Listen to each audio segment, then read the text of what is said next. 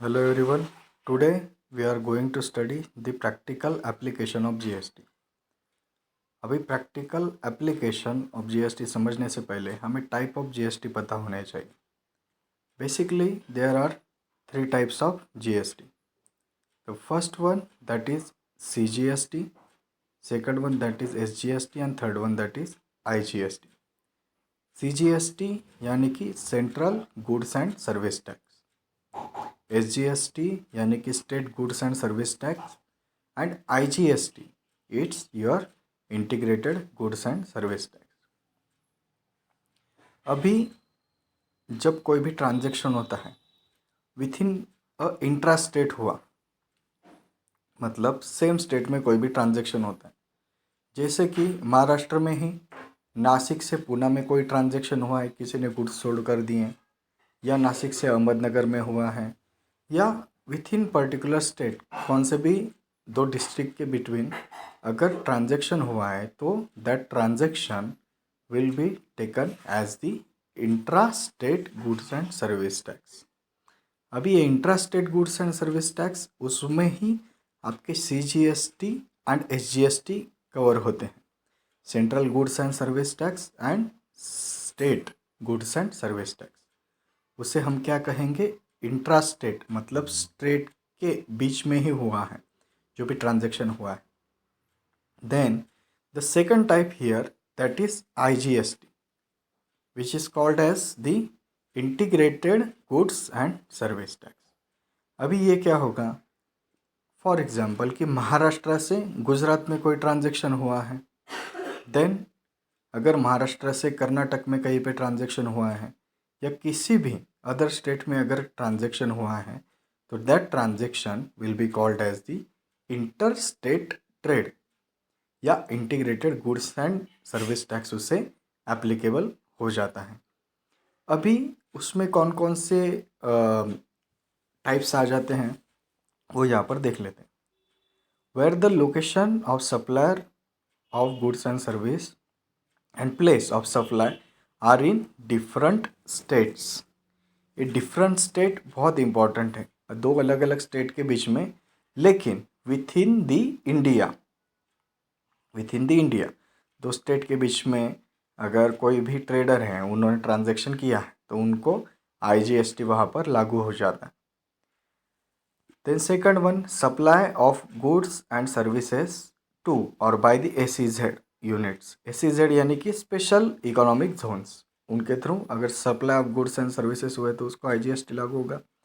Supply in the course of import of goods and services, इसको भी IGST लागू होगा. And supply in course of export of goods and service, इसे भी IGST लागू हो जाता है. अभी थ्रू द प्रैक्टिकल एग्जामिनेशन हम समझ लेते हैं कि एक्चुअली जीएसटी का एप्लीकेशन किस प्रकार होता है. Here given the example number first, Ajay traders Maharashtra is a dealer. He sold 500 articles at rupees 200 each. मतलब 500 आर्टिकल, हर एक आर्टिकल की प्राइस है 200 रुपये each to Raj traders Karnataka. अभी क्या हुआ, महाराष्ट्र से कर्नाटका में गुड्स सोल्ड हो गए. The rate of GST is 80% comprising of only IGST. सिर्फ इसमें क्या है, आईजीएसटी, क्योंकि क्या हुआ है इसमें इंटर स्टेट हुआ है, महाराष्ट्र से कर्नाटका में ट्रांजैक्शन हुआ है, इस वजह से आपका IGST integrated goods and service tax वहाँ पर एप्लीकेबल हो जाएगा. अभी जो भी हमें आंसर लिखना है वो आंसर लिखते टाइम हमें ये स्पेसिफाई करना पड़ता है कि कौन कौन से स्टेट में ट्रांजैक्शन हुआ है और कौन सा टैक्स एप्लीकेबल होगा. सो आंसर की स्टार्टिंग भी उसी तरीके से होगी, goods sold from Maharashtra state to Karnataka state.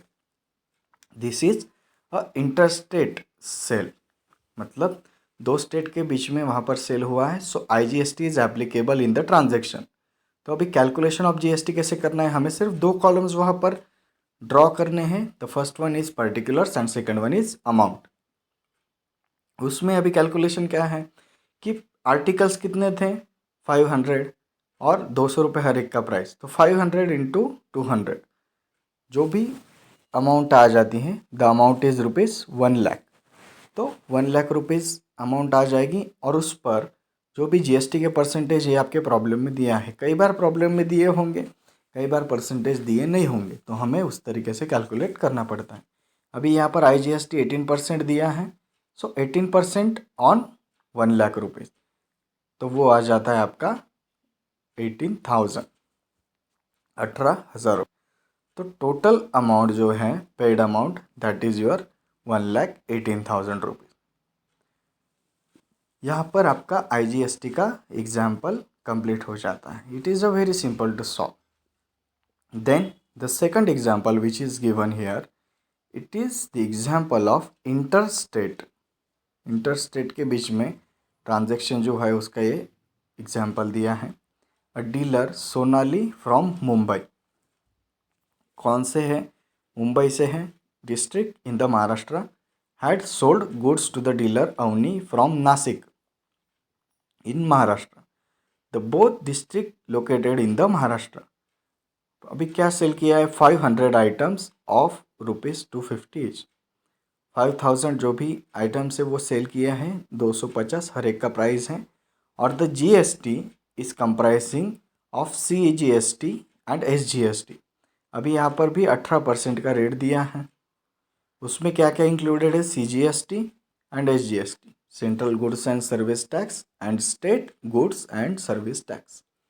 अभी 18% कंसोलिडेट दिया है, तो डेफिनेटली 50% आपका आ जाता है किसके लिए, स्टेट के लिए, और 50% जाता है आपका सेंट्रल गवर्नमेंट के लिए।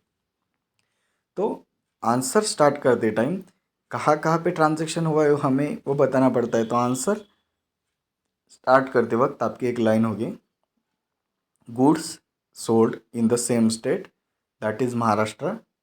कहाँ से कहाँ हुआ है, Mumbai to Nashik. The trade is called as the intra state sale. So CGST, Central Goods and Service Tax, and SGST is applicable in the transaction. यहाँ पर हमें कैलकुलेशन के लिए अगेन दो कॉलम्स बनाने पड़ेंगे। The first one that is particulars, second one that is amount.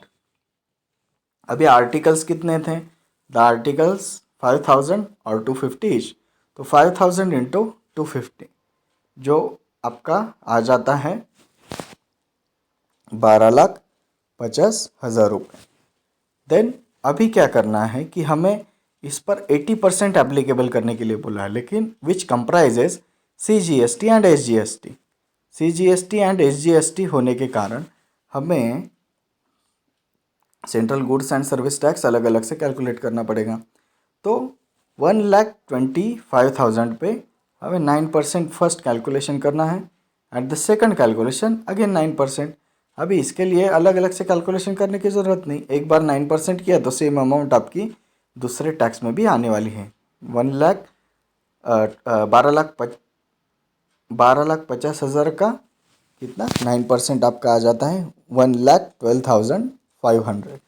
And SGST भी same होगा, और ये तीनों अमाउंट को ऐड करने के बाद में जो टोटल अमाउंट पेड है that is 14,75,000। This is the final amount. अभी जो भी बिल्स वगैरह तैयार होते हैं या जो भी परचेसिंग के बिल्स होते हैं, सेल्स के बिल्स होते हैं, वो सभी बिल्स पर आपका GST वहाँ एप्लीकेबल हो जाता है। तो वो GST ऐड करने के बाद में जो फाइनल अमाउंट होती है तो वो अमाउंट पेड होती है। ऐसा नहीं कि सिर्फ हमने प्रिंसिपल अमाउंट पे कर दी, तो वहाँ पर क्या हो जाएगा कि आपने टैक्स पे नहीं किया है। अगर आपका GST अंडर रजिस्ट्रेशन है तो आपको GST पे करना ही पड़ता है।